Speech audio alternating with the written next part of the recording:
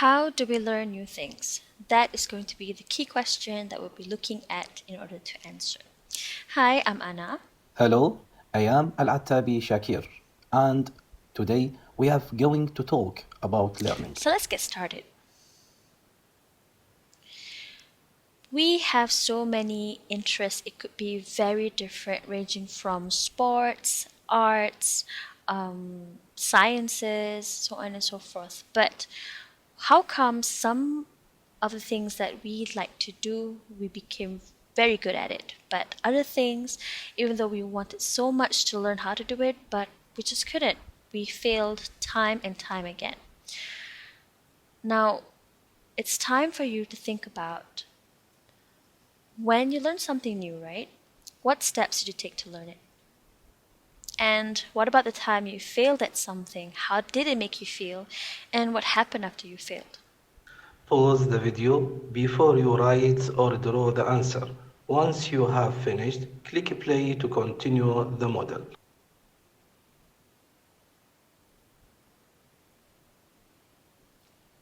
Let me share with you my personal experience. So I tried to learn how to play the guitar. It was a moderate success. I now know how to play a few songs on the guitar. So I had to learn from reading a lot of books on the guitar. I had to figure out how to read the tabs. I had to ask people so many questions, those around me who knows how to play. And of course, I had to listen to a lot of music just to get the feel or just to understand how the guitar works. And thankfully, because of the amount of time and effort that I put into it, I think I was rather successful in learning how to play the guitar. However, there are things that I would really love to learn, but I just couldn't. Even though I put in effort, I just can't seem to be able to do it. For example, learning how to paint. Now, I simply adore paintings that I see in galleries or museums because I feel that the people who put in, their creativity into it, they are really inspiring. So I've always wanted to learn how to paint, but then somehow I'm just never good at it. So because I was never good at it, it makes me sad. I stopped doing it, and it just ended up making me feel rather frustrated and angry at myself because I didn't work hard enough or, didn't put in that effort in learning how to paint well. And now I just couldn't. Now we are going to watch a video called You Can Learn Anything, published by Khan Academy. This video points out that Shakespeare, at some point, had to learn ABCs, and there was a time Einstein could not count to 10.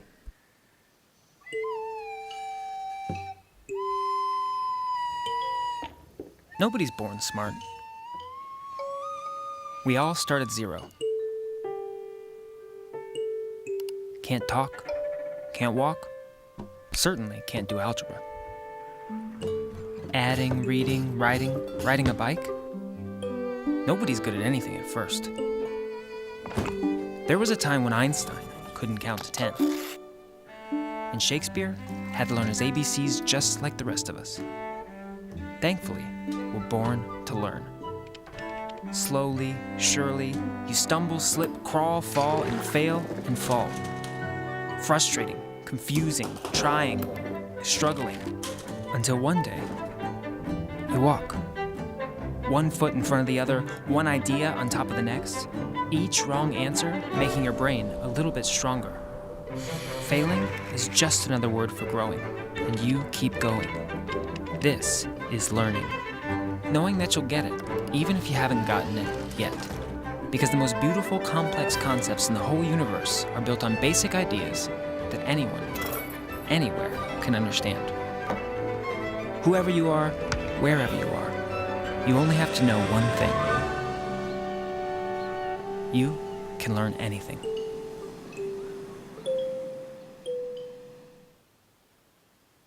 Isn't that inspiring? Alright, now it's time for you to think of an example of something that someone acclaimed or famous in the field or somebody that you really admire would have had to learn before they were successful. Now, in the example of the video, we know that Einstein had to learn to count to 10 before he came up with so many theories, the theory of relativity, so on and so forth. And then Shakespeare had to learn to write the alphabets before he came up with Romeo and Juliet and so many wonderful works of literature. So think about somebody that you like and what are the things that he or she had to learn before they became who they are now. Pause the video before you write or draw the answer. Once you have finished, click play to continue the model.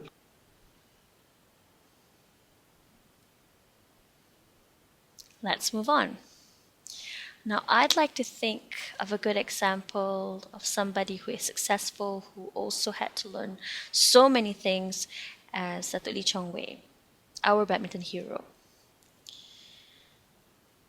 Datuk Lee Chong Wei is a good example of somebody who put in so much effort in order to become great. And I like to think that the first thing that he had to learn in order to be a good badminton player or the best badminton player is how to hold the racket properly.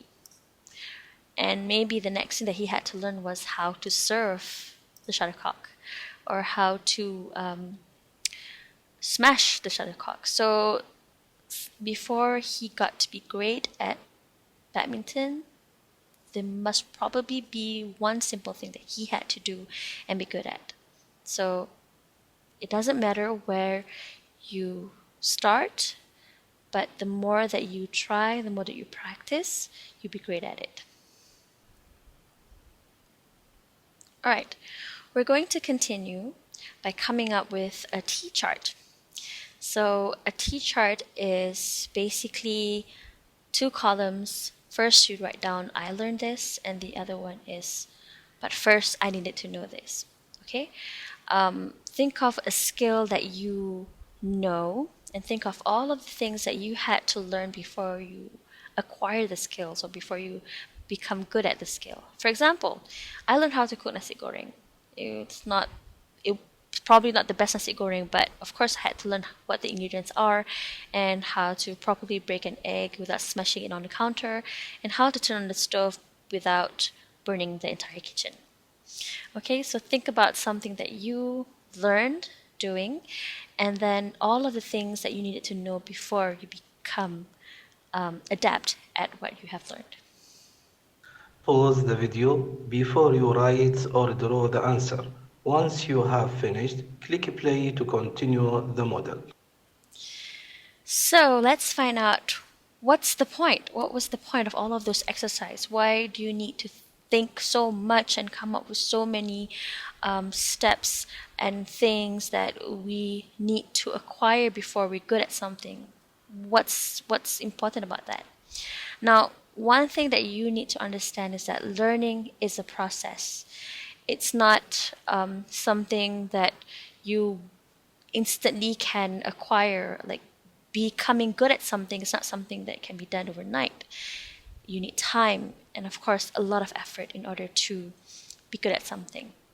Now, the idea is that we build one skill on top of another.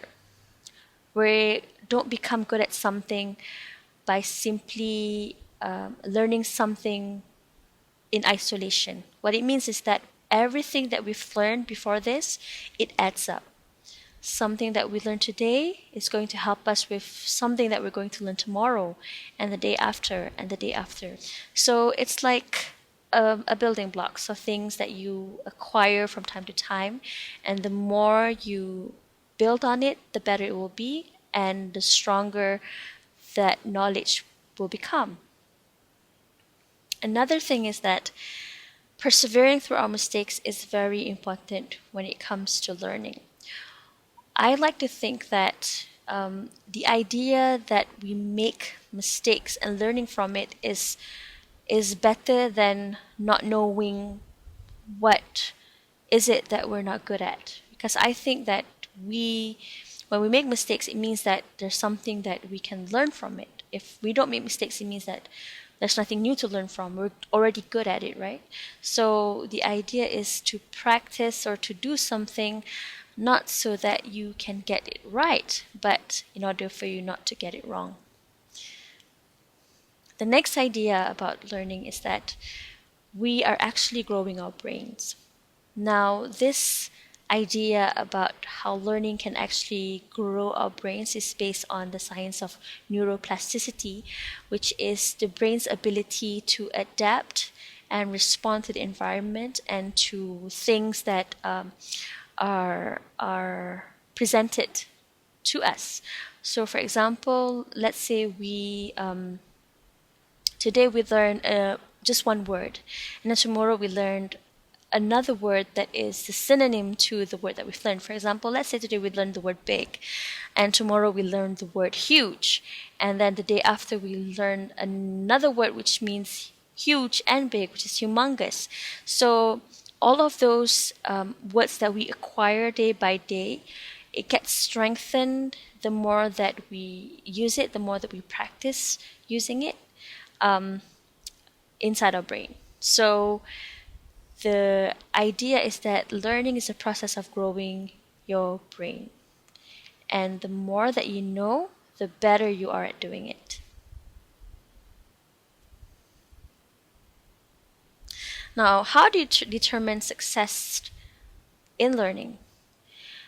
There are three important things. And the first one that I like to think is the effort that you had to put in every single time.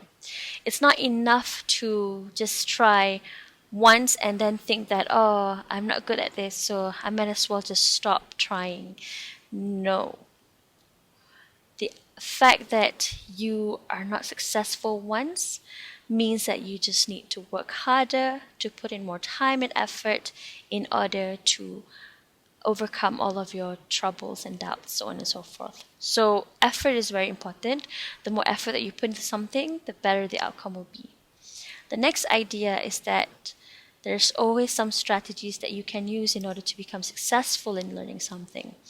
Now, it doesn't make sense to put in a lot of effort into something that you know is not effective. There's no point in doing something that you know will not work in helping you. So you always have to think about other ways, other means, other strategies that you could do in order to overcome the problem that you're having.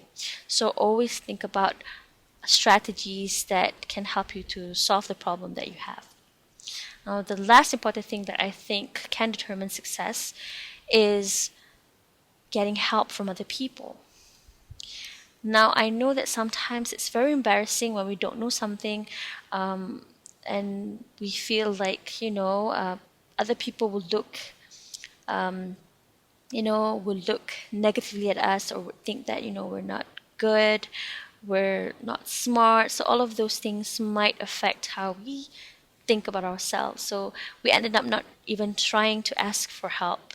We just, sit quietly and try to figure things out and just waste time.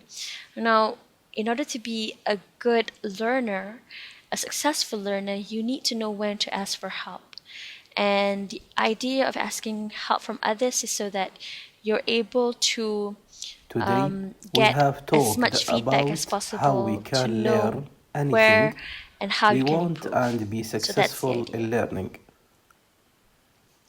So how do we learn new things again? So these are the four things that is very important. The first one is Remember, you must always put it effort in everything that you do. the idea of using different strategies is that if something doesn't work, there must be another way or another solution to the problem. So we just need to figure it out. Don't be afraid or ashamed to ask anyone for help.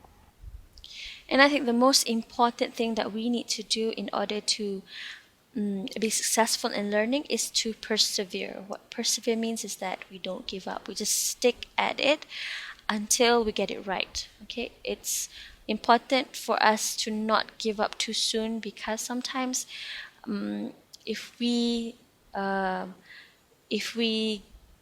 give up, we wouldn't know how good we can be in something. So that's it. We hope you will continue to work hard in your studies and never give up in chasing your goals. We hope that you have gained something from our tutorial in the idea of how we can be successful in learning and how do we learn new things. Thank you.